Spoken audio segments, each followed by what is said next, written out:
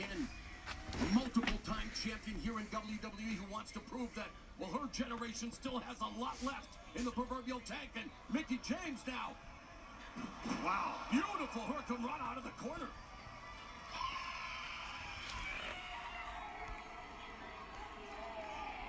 It's not like it's her generation, Marlo. It's not like Mickie James is old. If she had stayed with WWE, she'd have still been here this entire time. Probably would have been a 10-time champion. That may be true, but I mean, the fact remains she's been off for 7 years. Hasn't been competing every night like Becky Lynch has. Things have definitely changed since then here in WWE with the Women's Revolution. And now, Mickie James going for the cover. But David, look, she just hasn't been competing here. Mickie James has been competing. She's been competing all over the world. It's just not here in a WWE ring. James employing the half Nelson. So I don't think the ring rust is going to apply. I think this is a great champion in Mickie James against the inaugural champion, Becky Lynch. James putting on a wrestling clinic here, subduing Becky Lynch on the ground.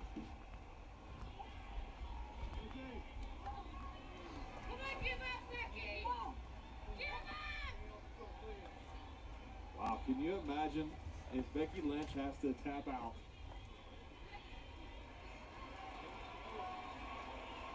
WWE Universe in Phoenix. Round behind the Irish last kicker. She's back to her feet.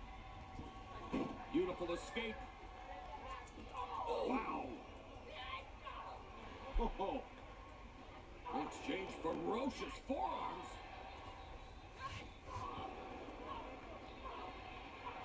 Wow. Striking exchange. And it's Becky Lynch culminating with the series of running lariats and a leg lariat to boot.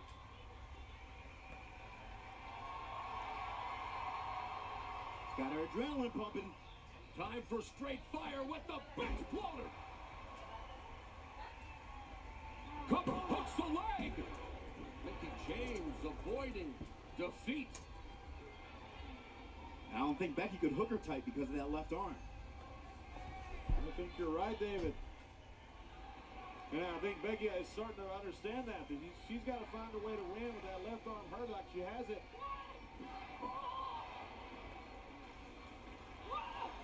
Oh, flapjack by Mickie James, the tip up. But she takes her time in trying to capitalize. Mickie James going for the home run. Looking to make a statement here on her first singles pay-per-view matchup in WWE nearly 7 years.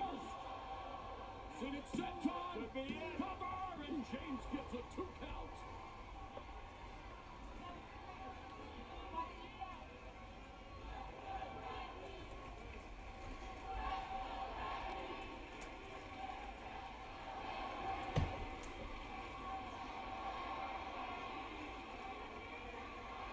Again, Mickie James targeting the left arm, the hammer lock. Beautiful block by Lynch, the back elbow, springboard back kick.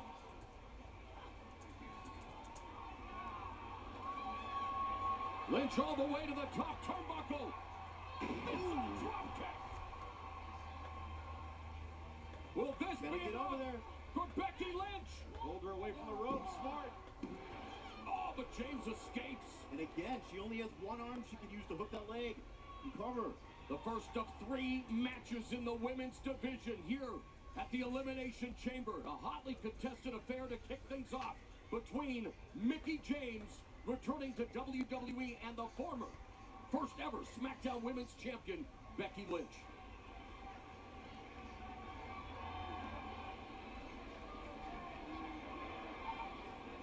Pump handle. Oh, counter by James. Oh, the mid kick. James just hit her with the mid kick.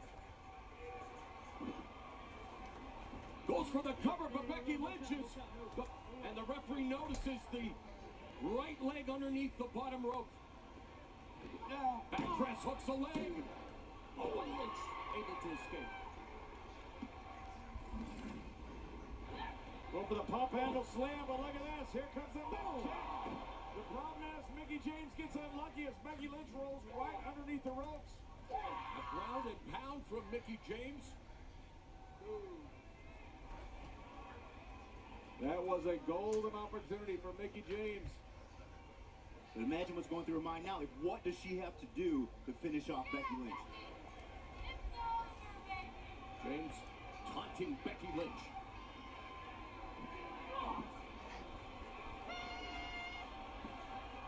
Beautiful reversal, the back body drop by Becky Lynch. And Lynch immediately going on the attack, looking for the disarmer. Roll up by James. Roll up by Lynch. Make that objective. Cut it. Here's your winner, Becky Lynch.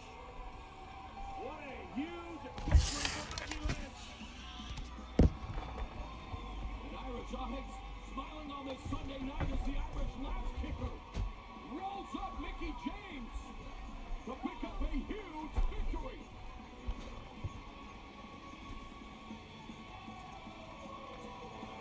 Mickie James, anytime women's champion, returns. And Becky Lynch with a great counter here. Becky going right for her arm, that patented arm bar. But Mickie able to reverse it. But Becky right back in with another counter. Too much for her.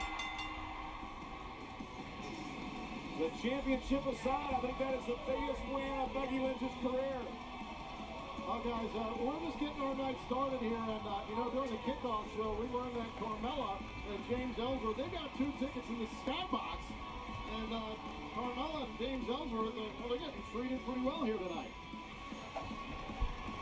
James Ellsworth, who said, I know how to treat a woman right, so I'm pretty curious to hear what Carmella's going to think about the women's division action here tonight at Elimination Chamber. Excuse me, guys. Carmella, what is your reaction to Becky Lynch's win here tonight? Dasha, I think it's pretty clear that the wrong woman won. What are your thoughts, Mr. Ellsworth? What she said.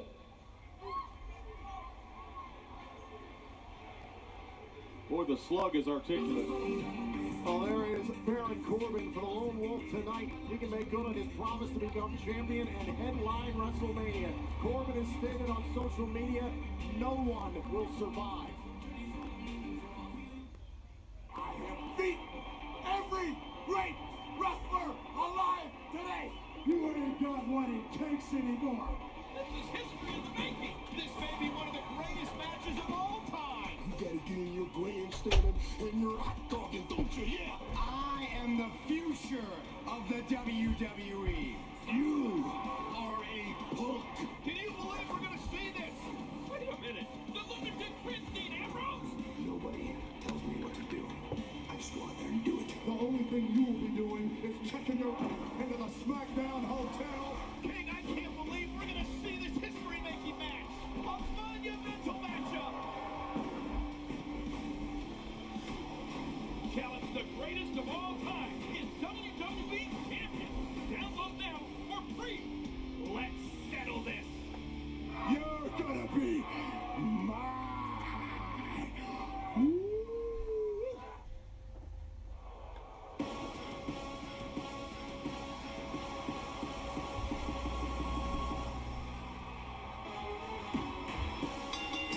The following contest is a 2-on-1 handicap match. Scheduled for one fall. Introducing first from Stone Mountain, Georgia, weighing in at 240 pounds, Apollo Crews. And Apollo Crews has more than paid his dues in his journey to become a WWE superstar, and this spring-legged powerhouse David ready to break out in 2017. But first, he wants to help Kalisto teach Dolph Ziggler a lesson in pain and respect. And I think that's exactly what's going to happen. I mean, Ziggler really put his foot in his mouth here, and now he's paying for it. He said he could take Crews and Kalisto at the same time, and that's what he's got. I'm sorry, I mean, he's had trouble with each one of them. There's no way Dolph's taking out both of them. No way. Bryan, the general manager, is drunk with power making this match. Ziggler's the one who said he could take him.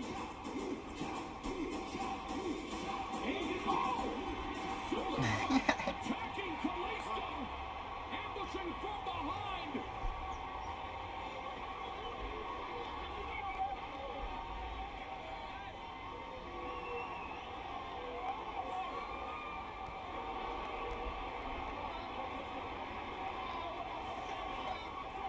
is exactly what I was talking about. But Ziggler didn't want to go 2-on-1.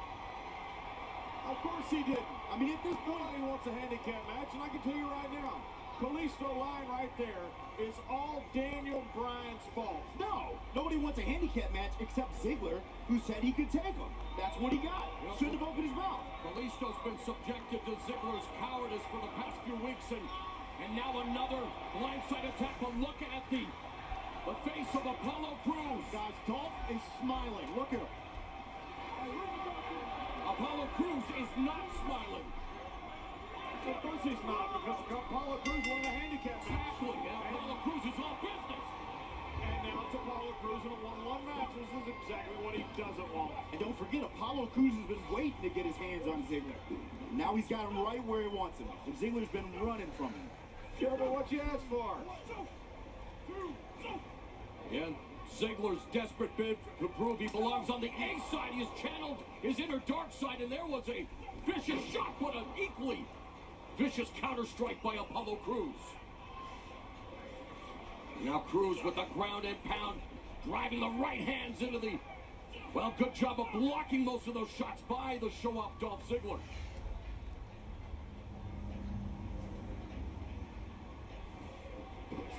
Crews using this opportunity to deliver a snap suplex on Dolph Ziggler. And what was to be a 2-on-1 handicap involving Apollo Crews and Kalisto, now a singles match after Ziggler took out Kalisto again. You gotta hope Daniel Bryan is happy with himself, because the injury to Kalisto is all Daniel Bryan's fault. Hangman's neck breaker from the How is it Daniel Bryan's fault? Because Daniel Bryan is some type of looking lumberjack, flannel shirt wearing Bigfoot lover that is drunk with power. And he put Dolph Ziggler in a handicap match because he doesn't like Dolph.